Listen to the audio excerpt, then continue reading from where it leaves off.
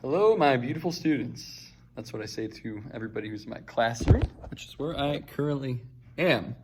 I will be teaching this lesson, as a matter of fact, next week during my Judaism unit in theology.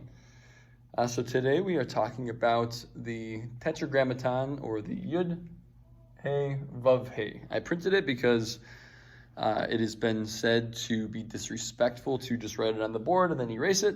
So I will keep this piece of paper. That's what you're supposed to do if you have one with the infinite's name on it, let's say. Let's say the infinite for now, because I like going over this too very quickly. You know, the word, from what I learned, God, G-O-D, comes from the word Deus, which is Latin, and then that comes from only one letter difference, right? D-E-U-S to Z-E-U-S. And then who do we replace God with? Or imagine God to be, is of course an old white guy who lives above us. Kind of looks like Zeus and Santa Claus, maybe. Anyway, that's not what we're going to talk about though right this second. We're going to talk about how these four letters, where it actually came from. And a lot of people seem to think it's Yahweh or Jehovah. I've never met a single person who speaks Hebrew, fluent Hebrew, who thinks that, but that's okay. I think it's not to condemn people who use the word Yahweh or Jehovah. It's just to hopefully bring us more light so we can really understand the root of this word. And why I'm so interested in this lesson and why it's my favorite lesson to teach is because I think it kind of pours out the cup and then you can fill it in with a better coffee, better tea, something without pesticides, whatever. So this word is actually made up of three other words. Okay, so it's an anagram of sorts, or the other three words of the anagram, and which came first, the chicken or the egg? Anyway, the first word is Hoveh.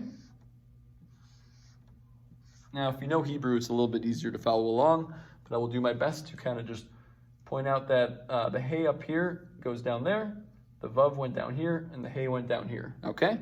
And this means is. Hoveh.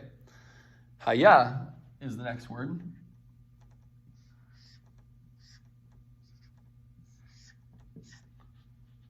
And then you see that there's the Hey and the Yud. The first letter goes in the middle, and then another Hey. Was. Right? And the final word is Yeheeyeh.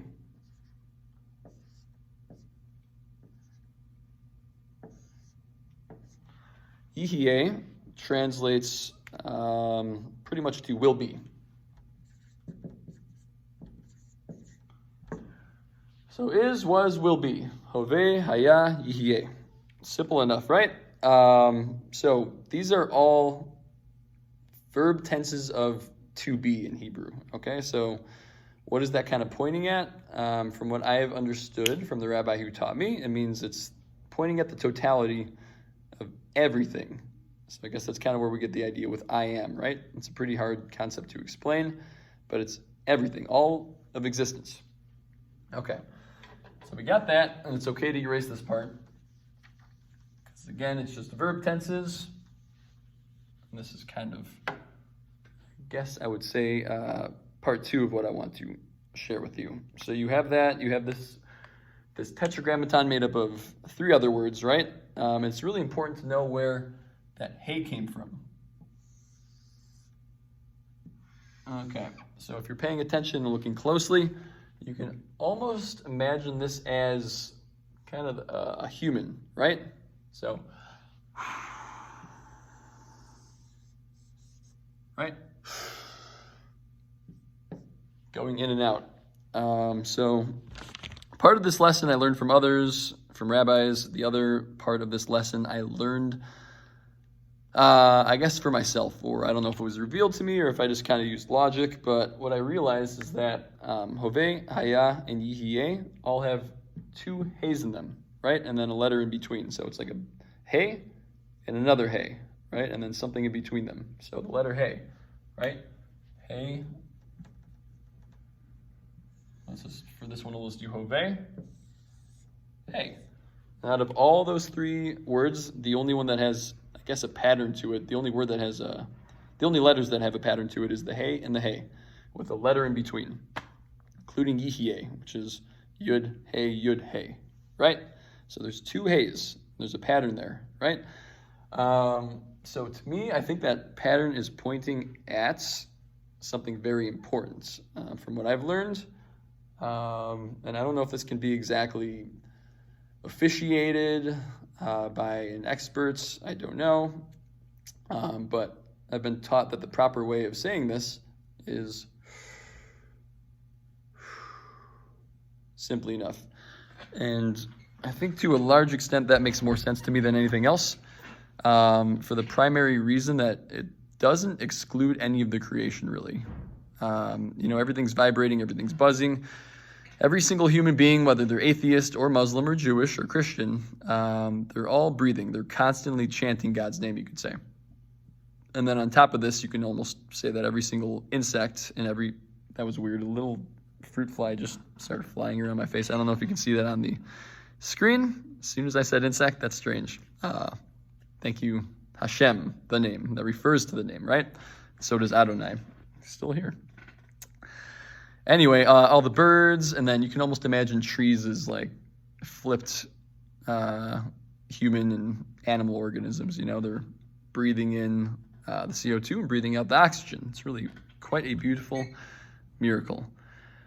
And then there was one thing else I wanted to add to this, which I think will interest some listeners and other listeners maybe not as much, but very quickly, nobody taught me this part either. I have been kind of sharing with friends over the past 2 or so years since I discovered it. But so you have Yud Hey Vav Hey, right? And then you have the name Yehoshua, right? Jesus' real name, supposedly, right? Yehoshua.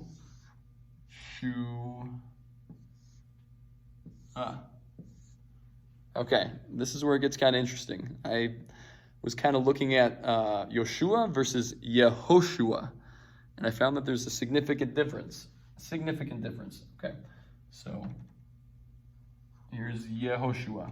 Yeah?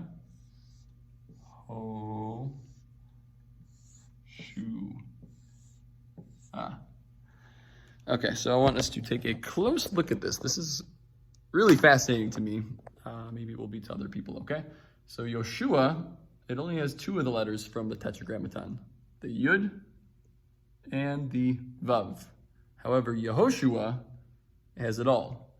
You have the Yud, Hey, Vav, right? Yud, Hey, Vav. Yud, Hey, Vav, and Yud, Hey, Vav. So it has the very beginning of God's name, and all of God's name, if you think about it, because the Hey, you can count it as twice, I suppose. So Yehoshua literally has the Tetragrammaton in it, and then the Shin and also an Ayin. So I hope this lesson gave some clarity, made you think a little bit.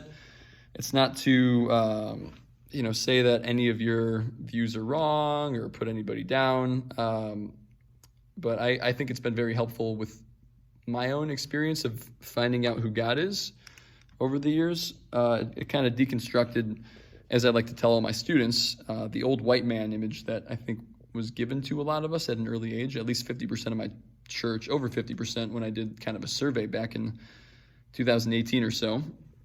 And it replaces it with everything, like the breath itself. And I would say, I guess, the totality of existence. So it's not just the breath. The breath is also pointing at is, was, and will be. Hoveh, Hayah, Yeheeyeh, right? So it's everything in the entire universe. So it's not pantheism, well, panentheism, I guess, would be a little bit better. It's that the creation is in everything. God is in every single atom and the space in between the atom, right? So what I tell my students is point at one place in this room or outside where God is not. Okay, and I don't think that could be done. Is God not right there? Okay, not maybe the total culmination and manifestation of God. But, thank you for listening. Much love to you, whoever you are.